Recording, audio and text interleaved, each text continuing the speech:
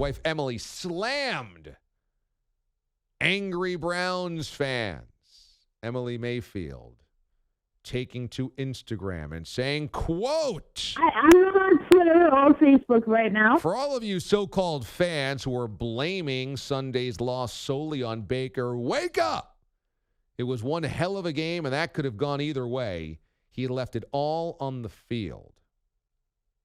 You truly don't know what you have.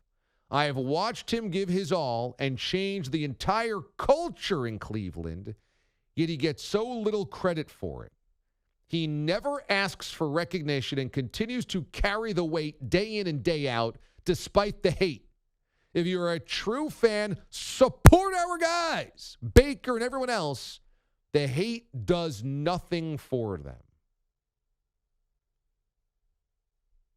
Then she shared a photo of her husband on the field with the simple caption, on to the next one.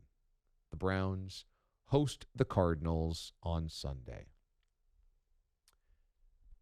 Here's what I would say about this whole thing that happens so often now in our modern sports world. Wives, girlfriends, spouses, could be husbands as well, of athletes that are in the public eye, taking to Instagram and saying, lay off, get a clue, support him or her. I understand the inclination to defend a loved one.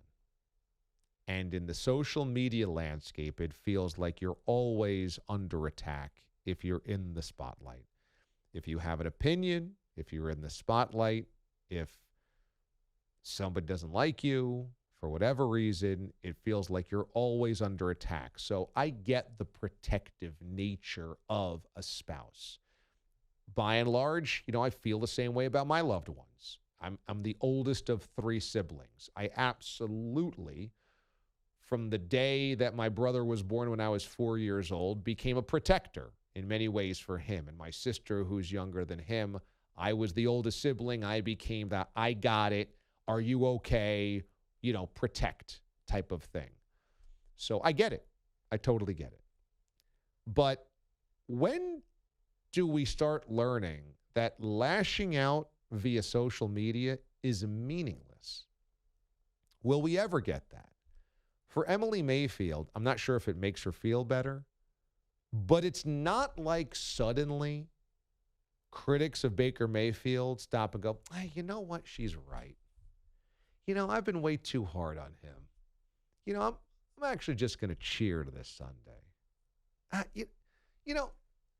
Mrs. Mayfield makes a good point here. I've been a little bit too angry, a little too negative. You know what? Honestly, I just got to take a step back and recognize how good Baker really is and appreciate the good times here. That's just not how this thing works. So you going out there and venting, okay, it I guess accomplishes 2 things. The first thing it accomplishes is it blows off steam for you, so you feel a little bit better perhaps doing it. The second thing is, of course, there's going to be the people that are like, yeah, you're so right. Yeah, you stand up for yourself. Yeah, you're right. And so you get that support, and I suppose you need that support. Okay. It's also childish, but it is what it is with social media today. But it's not going to change the reality or the narrative or the criticism. Nobody that ripped Baker Mayfield for Sunday's loss against the Chargers, who have ripped him before this season, or have ripped him during the season, suddenly goes, oh, I heard his wife was angry, I'm going to back off. Or she makes some good points. That's not how any of this works. And so when I see spouses do this type of thing, which happens oh so regularly, I'm just like, oh boy, here we go again. Look, here's the bit. Emily Mayfield has an absolutely steady point here. Sunday's loss is not on Baker Mayfield. The guy threw for 305 yards, 2 touchdowns, 0 INTs. They put up 42 points and lost. It's the first time in NFL history a team put up that many yards and didn't turn the football over and had that many points and still lost. That game is not on him.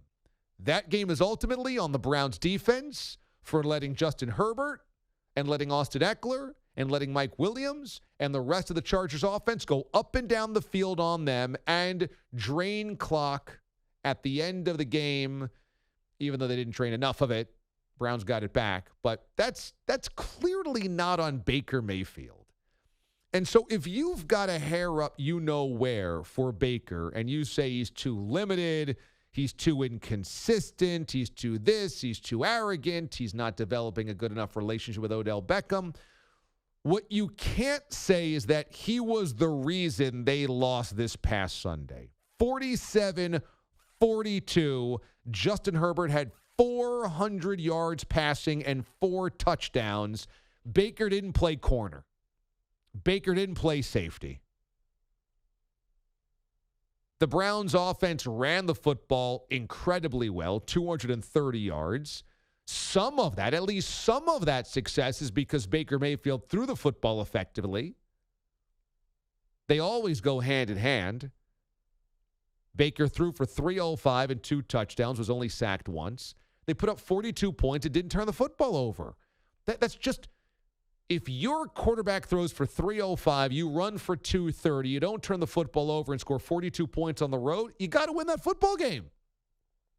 It was a wonderful game to watch. It was perhaps the game of the season so far. It was fun. It was exciting. It was a thrill a minute. It was 2 good teams, 2 playoff caliber teams throwing blows. But you can't blame that on Baker Mayfield. Not that one. Now, is there a conversation to be had about Baker Mayfield macro? Yeah. Yes. And Baker exists in a weird place. Coming out of college, Baker Mayfield had to wear the chip on his shoulder very visibly. He was upset he was overlooked by so many colleges. He was upset it took so long to become the starter. He was upset. And so when he finally got the shot, it was planting the flag at Ohio State. It was grabbing his crotch against Kansas. It was calling out other guys on the other sideline in college. It was a lot of stuff that was, not very leadery. And then he gets to the NFL, and a lot of that same stuff persisted. It was staring down Hugh Jackson when they played Jackson as an opponent. It was, barking back at the critics. It was going after talk show hosts that had criticized him. It was still about the chip on his shoulder, and the problem was that Baker Mayfield wasn't delivering on the field. They even gave him his own head coach in Freddie Kitchens and still wasn't delivering on the field well enough. And so then that whole attitude became petulant and it became immature and it became kind of putsy. When I said this when it was happening, I'm like, look, it's one thing to do that in college.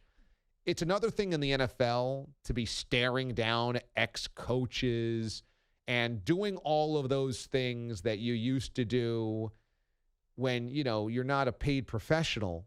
You can't do that anymore. You look like a kid. You're acting like a kid. That's what kids do. Nah. Well, since then, Baker's straightened up and said the right things. And Baker's done the right things. And Baker has grown up quite a bit. And that you have to give him credit for. And I think there's a lot of the critics out there that still just automatically turn back the clock to that earlier petulant side and don't give him the benefit of the doubt. And I think they've always wanted to dislike him. Look, he's a little undersized. He's a little scrunchy faced. He kind of always looks a little like he's angry or annoyed or something. And he looks a little disheveled. And he doesn't carry himself as this kind of big, tall, polished leader. I got this CEO that so many people, kind of connect directly to the franchise QB. But, that's also the same reasons Lamar Jackson gets his crap, is because it doesn't look like the traditional big, strong, statuesque pocket passer, golden boy, big arm, touchdown, and the crowd goes wild type thing. Doesn't mean he can't be successful. I mean, the Baker Mayfield's clearly not a disaster anymore, or else the Browns wouldn't have gone 11-5 last year, made the playoffs, and then whipped up on the Steelers in the wild card game. He can't be that bad. Baker's not Justin Herbert. And maybe because he's not Justin Herbert, maybe because he's not your traditional big, strong pocket passer, maybe because he's not Patrick Mahomes and he's not Lamar Jackson either, he's never going to live down the fact that he was the number 1 overall pick and he had that attitude with him when he was young. Maybe that those people never let him live it down, but he can't always, in my estimation, it can't always be held against him that he's the number 1 overall pick and that he used to be immature. It has to be what's the here and the now. And Sunday's not his fault. Now, is Baker Mayfield good enough, great enough to be Josh Allen or Mahomes or Jackson or Herbert? The unfortunate answer is no. He's never going to be those guys. He's not as gifted. He's not as naturally gifted as those guys are. He's never going to have the abilities of Mahomes. He's never going to have the arm of Herbert. He's never going to have the legs and the arm combination of Lamar Jackson. He's never going to have the arm of Josh Allen. He's not going to be those guys. And if that's who you're comparing against, he's going to keep coming up short. But can you win with him? Is he enough for the Browns? And I think the answer is yes, as evidenced from last year. The Browns have to run the football. But guess what? They figured that out last season under Stefanski. Stefanski was smart enough to realize that. Does Baker still need to be able to challenge defenses, to draw guys out of the box so that they don't just load up against Hunt and Chubb? Yes. Does he need to be better, more efficient on not turning the football over? No question. Does Baker Mayfield continue to have to be a steady, mature leadership presence? Yes, that's the role of that position. And does he also have to put his ego aside and say, this is not about me winning football games with my arm. This is about us running the football, playing balanced offense, playing good defense, and this is a team game? Yeah. But I think he's doing those things to a certain degree. Probably has to get more consistent. But he kind of is what he is. And the things that he can change, he has. Attitude and maturity and ego. And those things he has changed. Now, cutting down the turnovers, there's work to go there. And understanding defenses and being more consistent, there's work to be done there. That's all fair. But if you come out of Sunday's game and you're trashing Baker Mayfield, I saw some of the debate shows had can the Browns ever win with Baker Mayfield? I'm like, this is such a weird topic this week. You want to do that after a week where he throws 2 interceptions and they lose, 27-13. Fine. Not after they lose 47-42 and they didn't punt. That's not the time to do that topic. So that's my point of there's going to be a part of the sports media that never lets go what Baker used to be, that they didn't like then and they won't like forever. But the Browns are 3-2. I think the Browns are going to make the playoffs. And the question becomes not if Baker Mayfield's good enough to be a postseason quarterback. It's whether he's good enough when we get to January to beat Mahomes and the Chiefs, to beat Lamar and the Ravens, to beat Herbert and the Chargers, to beat Josh Allen and the Bills. Because, ultimately that's going to be a huge part of the legacy. Emily Mayfield's right. Baker helped change the culture. And nobody wanted to be starting quarterback with the Browns. It was a death knell. And he embraced it. It was like, we're going to change this. And they changed it. It was part of him. It was mostly other things, drafting really well, better front office, a coach that's not a complete bozo. A lot of things had to factor into it. It wasn't just Baker. But Baker was part of the solution, not part of the problem. But to me, you cannot, this entire season for 17 weeks, bang him over the head with a mallet saying, you're not good enough, you're not good enough, you're not good enough if they make the playoffs. If we get to January, if and when they lose, okay, that's the time. Not now. Not now.